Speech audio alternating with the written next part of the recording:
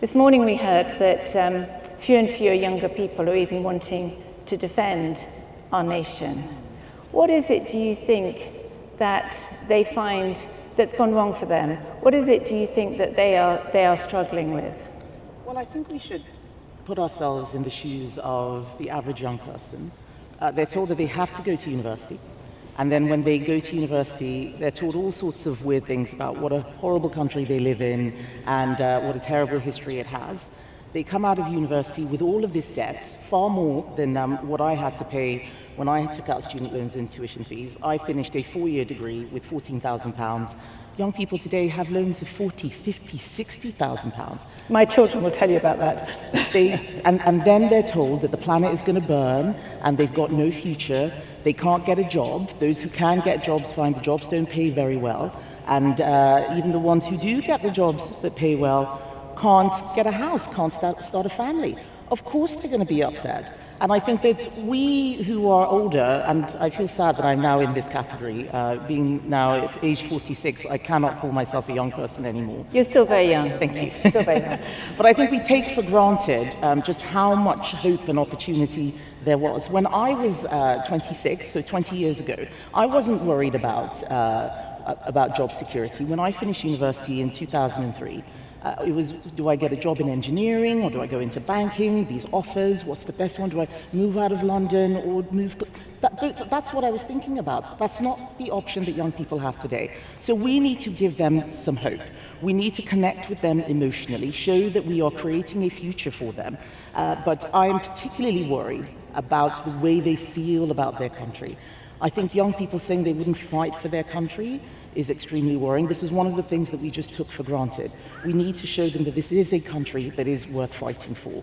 We need to be more united as we're fragmenting. We are worth fighting for.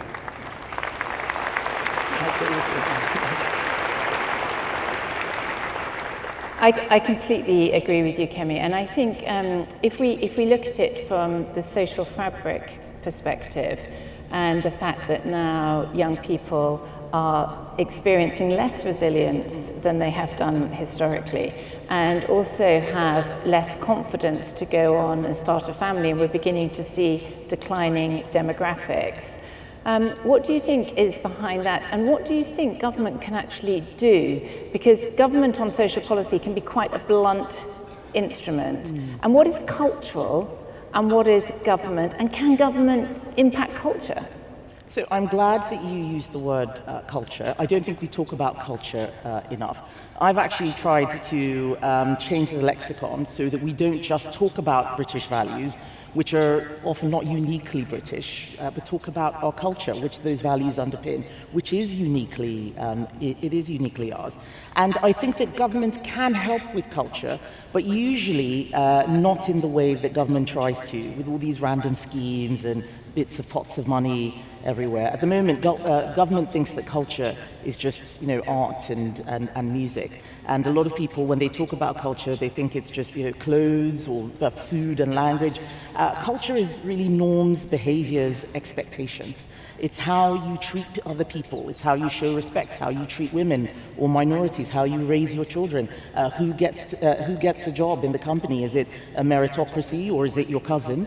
That's what culture is. It's all of those behaviors, and we do have a unique culture that we need to defend. When it comes to demographics, I think that the culture is changing. It's not just happening to us in the UK. It's happening across the West and even many non-Western Western countries. I think that we need to champion family. We need to champion having children. I mean, you open the newspaper and there are all these horrible articles about how terrible it is having children, and it's much better to save your money and go on a cruise to the Caribbean instead. I mean, there are these hollow sort of mantras that are replacing things which I believe are really fundamental to human happiness. Having children, having a family, not being isolated, those things do help create resilience. I think people who started families much younger didn't really have time to worry so much about a lot that those of us who have more leisure time do worry about. So championing that culture, the culture of family, of protecting childhood in so many ways. We are letting children down these days. It's something I'm worried about. I think that's what we need to do, and that will encourage marriage. I doubt that changing tax schemes and those sorts of things make much of a difference. The evidence shows that they don't work anyway. And when you think about our demographics, obviously we have some choices between a stagnating economy, higher levels of migration, or actually having our own children. How would you navigate that kind of triptych of challenges? So my ambition is to create a high-growth, low-immigration economy. People in this country were very welcoming of immigration. I mean, I'm a testament to that. But the scale and the pace of immigration in recent years, dare I say even recent decades, has meant that the social fabric has been fraying. I believe that this country is our home. It's not a dormitory for people who want to come here and make some money. It's not a hotel. This is our home.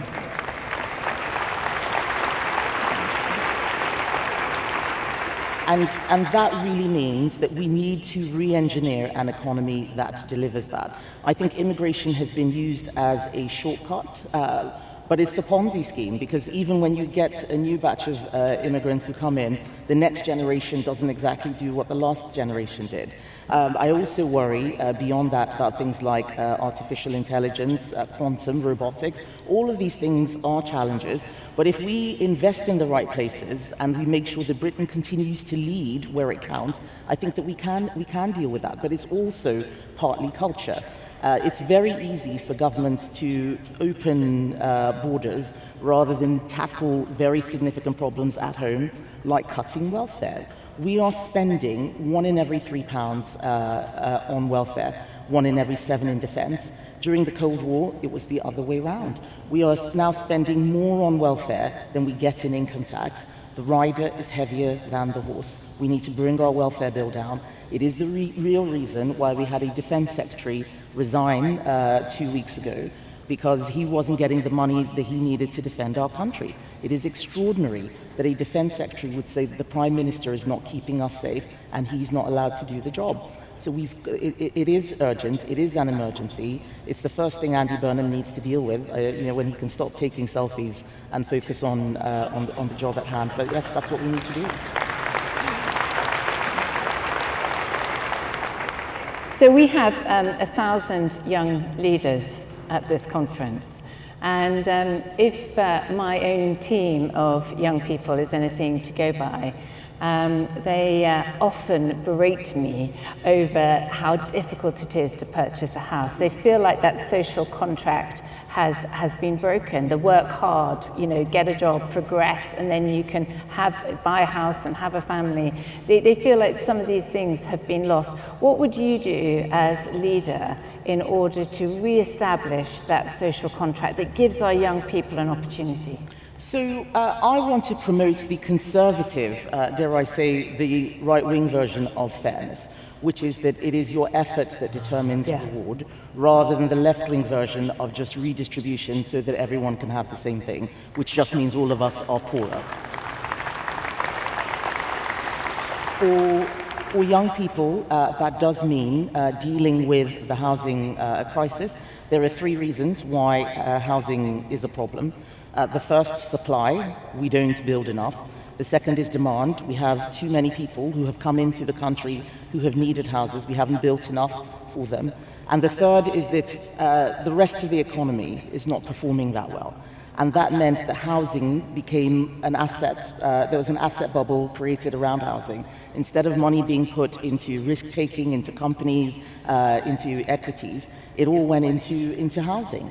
And that means that the average salary that you need now to buy a home is well above the general average salary. Yeah. We have to fix that. But I would say to young people that I'm sorry that it has come to this. I'm working to fix it. I'm working to bring back hope. I think we took for granted that our country was just a wealthy country. Britain is a rich country. and so we can just do whatever we like. We can send loads of money abroad, we can deindustrialize and bankrupt ourselves with net zero, we can have everyone who claims to be an asylum seeker coming here, people converting to Christianity, get asylum, and then they start going back to the mosque, or people saying that they're gay, and then they get here, they get married and have children. We have allowed our kindness to be exploited.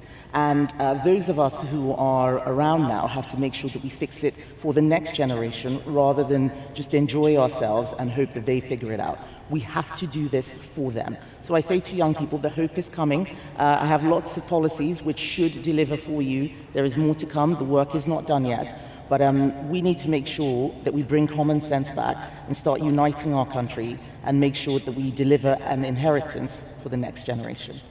And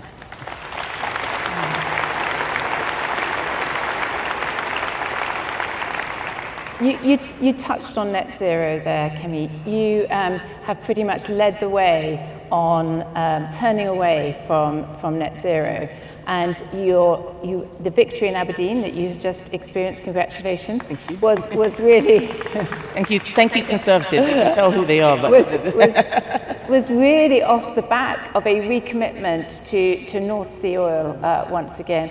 What would you do in government to lower our energy prices and to actually get this country's energy system moving again? Okay. So it wasn't just the commitment, it was also the consistency. I've been saying this for a long time, and the conviction. When the day that net zero was legislated for, I was one of only 2 MPs who spoke out against it. The other was a Labour MP, Graham Stringer. I could see where it was going when everyone else was just excited and yet again more policy making without a plan. And it was that consistency, people knowing that I really meant it, that I think helped in Aberdeen South. There is a lot that we can do. We do need to repeal the Net Zero by 2050 legislation. The Climate Change Act sounds really lovely. It does not do anything at all about climate change. It was brought in 2008 with Ed Miliband. What it is doing is deindustrializing. We lost 1/3 of our refining capacity in just the last year. We are losing heavy industry. You look at ceramics, aluminium, anything that relies on energy is going away. The Climate Change Act is the act that has a lot of the things, the carbon tax and so on, that are creating those problems. It would abolish the Climate Change Committee. But how does that make life easier for everyone else? We would be able to drill our own oil and gas in the North Sea. There's £25 billion of revenue that's there. Let's get that out. Let's use it. If you want, you can use it to subsidize bills. There are loads of green taxes on our energy bills that people don't see, all sorts of levies and so on. We could take those off. We currently have a policy to scrap VAT on energy bills for 3 years, and we would do that by taking the money from the renewable obligation certificates. For those people who know what that is, it's more Ed Miliband subsidies. But basically, there is a villain in the story of Britain's deindustrialization. His name is Ed Miliband. Please remember that name. He is the villain of the story. He has made our country poorer. He started in 2008, came back 2024 to finish the job. We need to make sure that Andy Burnham understands that this man should not be let anywhere near the levers of power, not in the energy department, not in the treasury. If he can be minister for paperclips, let's do that. But he is making us poorer, and we need to stop him. And Kemi, if you had one last thing to say to this conference, we are committing to the relaying of the very foundations of our civilization. No small task. It probably feels as Herculean as some of the tasks that you've had to face as well. But what would be the one message that you would want to put out, particularly to our young leaders who are here, that actually raises their eyes and thinks, yes, I have a future? Right. Well, obviously, as Conservative Party leader, I will want to use my final words to promote my party. But why does conservatism matter? Why does the Conservative Party matter? We are the vehicle for common sense. I believe in institutions. One of the things that has made this country great is that we have looked after our institutions. We've been able to hand something from one generation to the next. The Conservative Party is the only party that really cares about many of those institutions which otherwise would have withered away, whether it's the church or the army or even the monarchy. Institutions need people to believe in them to survive. If young people don't want to join the army, if people don't go to church, and I say this, I define myself as a cultural Christian.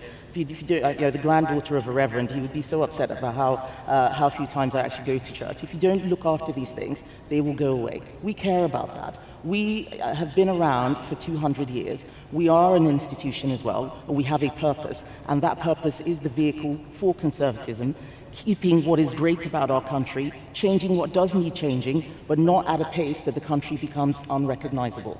It is about having common sense, and that's what we are pushing now. That is what the party has changed to under my leadership. I know that previously people saw all sorts of weird and wonderful things that the Conservative Party was doing. We're not doing those things you didn't like anymore. We're going to do the things that you do like, and I hope that whenever an election is called, whether it's next week or next year or the year after, that we will get a second look. Thank you, everybody.